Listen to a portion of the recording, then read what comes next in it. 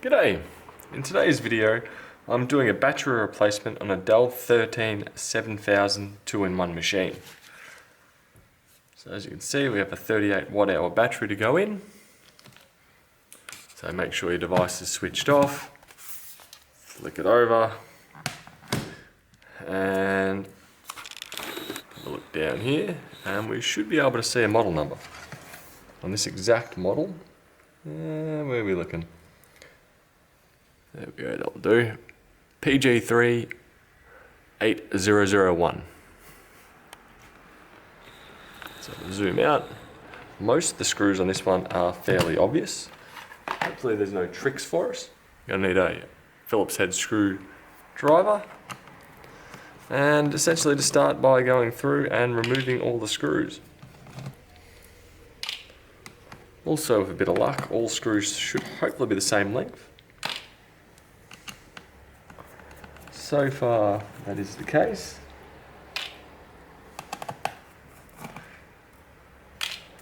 Which definitely helps when all screws are the same length, then you don't have to worry about where they go. You just purely take them out, put them in a pile, and grab them back later. Now, Dell is one brand over the years that I've slowly had less and less confidence in.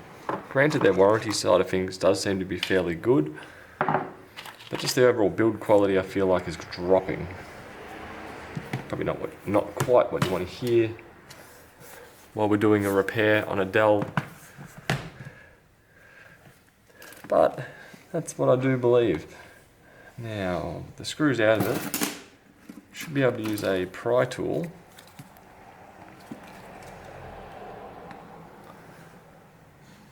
There we go.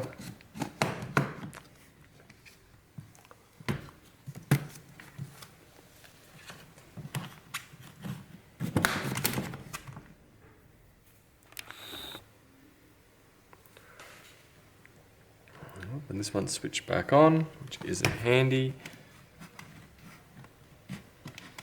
That should be still okay, being that we're going to pull the battery out of it in a minute. There we go. Bottom cover off. Now, while we're inside of here, let's have a bit of a look and see what else we can see. So looking at it, we have a SK Hynix SC3100 SATA 500 gig or 512 gig NVMe. Actually, we won't be an NVMe. We would be a M-SATA, I believe. It's got SATA here. That is replaceable and upgradable. 512 is a good size considering the age of this device. So 2017 or December 2017. Over here we have the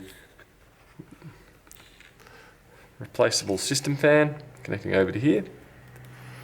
So 1 screw, 2 screw, 3 screw, possibly 4. Under here we have a wireless card. I can see that one. See a model number for you. Intel dual band wireless AC 7265. Model 7265 NGW. On this one here, and also read and show.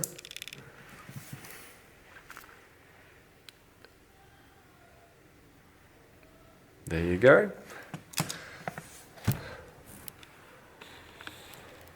So this flex cable here, or ribbon cable, connects the motherboard to the I/O, which includes a single USB 2 SD card reader and the Wi-Fi. Hinges themselves, 1, 2, 3. Going over here, the Intel chip, display, possibly touch panel. Over here, under these two bits, I would assume would be the onboard memory. So non-upgradable RAM. We have a removable power jack right here. 1 screw, 2 screw, lift out, pull back, that will get it out. And down the bottom, we have what I believe is the keyboard connector, possibly the backlight for the keyboard, possibly trackpad. Now I'm just guessing these ones, sorry. Over here we have the speakers, one speaker on here, cable carrying across the battery through the left hand side as well. Now let's do what we came here for, or at least what I opened this one up for, to replace the battery. So if I leave that up here, it'll give us an idea of where the screws are located.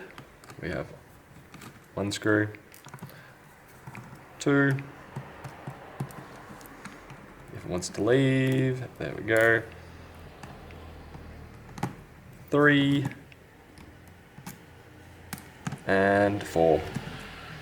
Now if the all screws removed, we should be able to fold it up just slightly. We will have to be careful of this cable down here.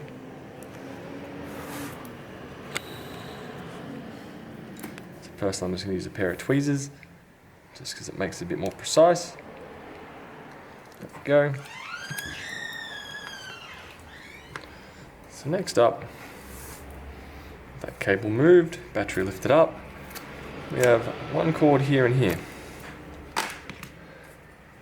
Let's see if I can just tug it out of the way.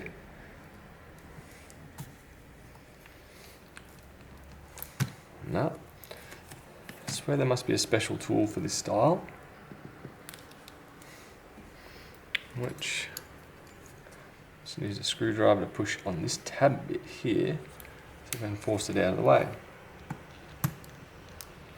As you can see, it's very stubborn, so I'll try the alternative, which is dealing with the battery itself.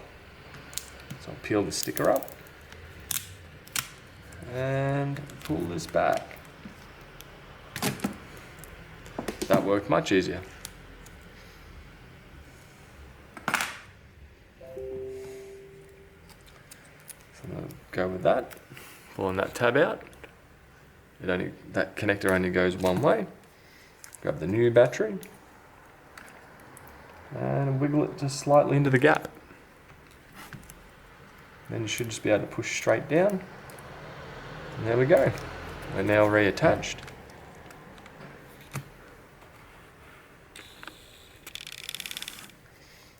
Moving the ribbon out of the speaker cable out of the way. And to begin with, I'll just put some screws in. So, one. I'll put them all in more accurately. Two. Now I'll feed this through here, like so.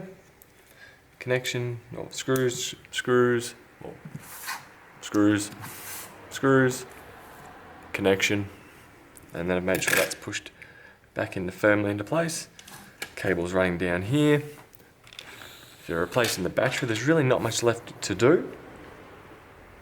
So I'll begin by putting the back cover back on, which should just be able to sit it down and press firmly around the edges.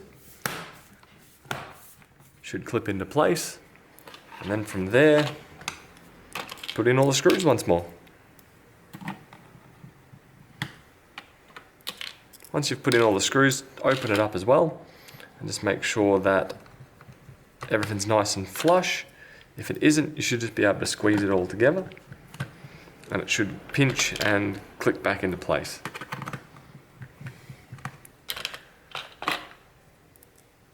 This is one of the simpler machines to replace the battery on.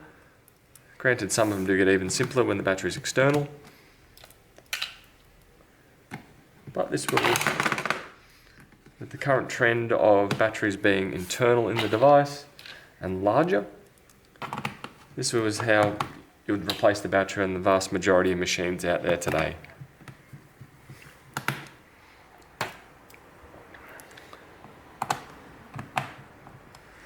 Go, all the screws now back into position. Flip it upside down. And just want to take a look at the trim around the edges. Just give it a bit of a push down and a squeeze. At the moment, there's really not much going on, which is good. So yeah, if you followed these steps, you will have successfully replaced the battery in your Dell Inspiron 13-7000. Hope this helps you, and I'll catch you guys in another video. Bye.